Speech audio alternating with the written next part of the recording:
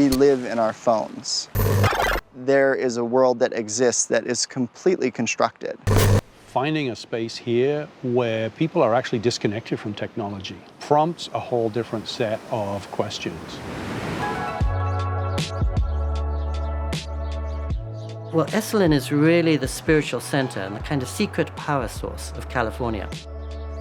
60 years ago, Aldous Huxley wrote about the human potential. And by that, he meant we're the species that innovates, we create. There's no limit to our imagination. Esalen was the first in a long series of places that really were founded to explore this human potential creativity thing. What's not being addressed in the culture? What's in the shadow? We're still doing that today. The culture always has an edge, and that's where we want to be. As somebody from the gray, rainy, old world, as soon as I arrived here, I felt I'd arrived in heaven. The sun was burning on the water, threads of fog were slipping up the coastline. You could hear the sea otters around the rocks below. And every minute, the whole place is being transformed. And I looked out across the ocean, almost it seemed as far as Tibet or Japan. And I suppose most of all there's a sense of openness here. Freedom from the past, freedom from constraint, and therefore the cathedral of the possible. Not in my wildest dreams did I ever think I would be the general manager of a nonprofit organization in pursuit of human potential. So if I go back in time a little bit to when I very first came down the hill, and it's a spectacular drive down the hill here, I was just struck by a sense of awe. And as we found in research, awe opens people up to new ideas, new questions, new thoughts, new understandings. You can imagine in California in the 60s and 70s, this was the epicenter of fruitful revolution. The Beatles landed right here, right behind where we're sitting, on a helicopter. That was a brief visit.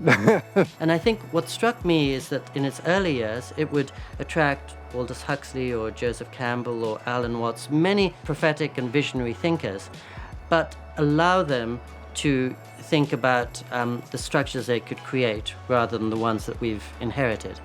And by clearing away all the clutter of the past, it gives you an open space and says, what are you going to make right here, right now? Esalen is gorgeous, but it's strong. So people step on the property, they're held, but they're confronted. Well, that turns out to be the ideal combination of forces for creativity. We bring two groups that aren't talking to each other. This could be Israelis, Palestinians. We have them here every year. It could be environmentalists and business people. That's kind of our specialty, our sweet spot.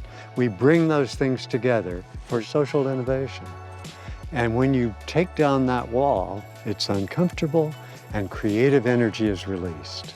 That methodology, that hasn't really changed. What changes is what's on the edge and the outside of the culture. And I think that's the particular point that Esalen represents, where all boundaries dissolve and disciplines converge, and people from around the world come together and create something new out of that fusion. When people ask me, well, what's your mission? My basic thing that I say is Esalen wants to be a major catalyst for personal and social transformation. Some of the workshops go pretty deep and there's lots of vulnerability. Through that, there's deep connection. For me as the program director, I look at things like the surge of women in politics right now in the United States culture. There's something happening there. And so I get curious, how do we bring that here to Esalen to help foster that?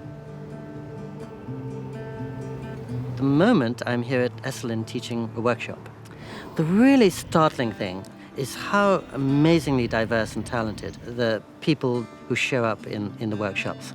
We have a young woman from Syria who is a computer scientist. We have an Iranian who's an expert on cognitive psychology.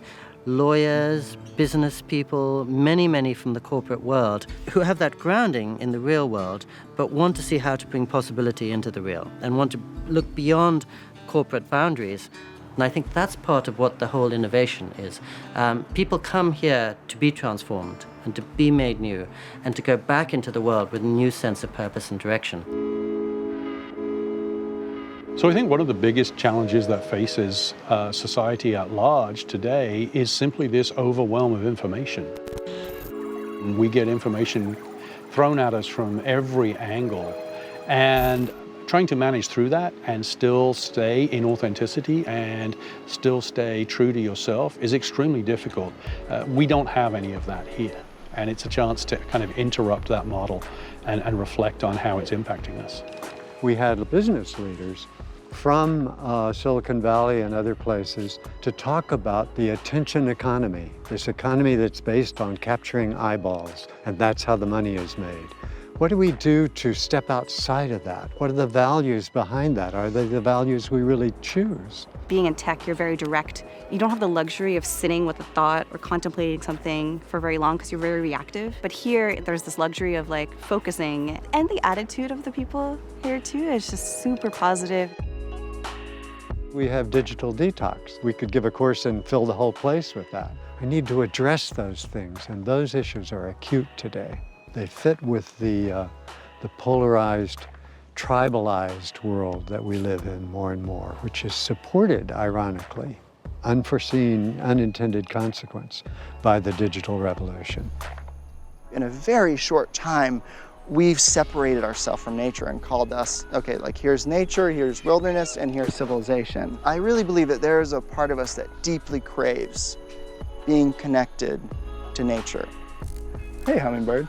This will be a place where people can come and feel what they've been missing. And then the other way that it will be innovative is how it's always been innovative, which is continuing to invite the teachers that are relevant to the society, that are addressing the issues that we all face, and are trying to find a way for connection, connection instead of separation. That, in my opinion, is how we come together as really a species and as a world.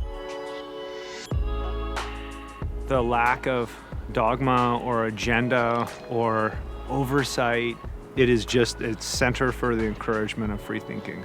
I'd love to think that it's a new utopia. I mean, we're not perfect here by any means, but I believe that one of the things that can happen is people can leave here and take a little piece of Esalen with them.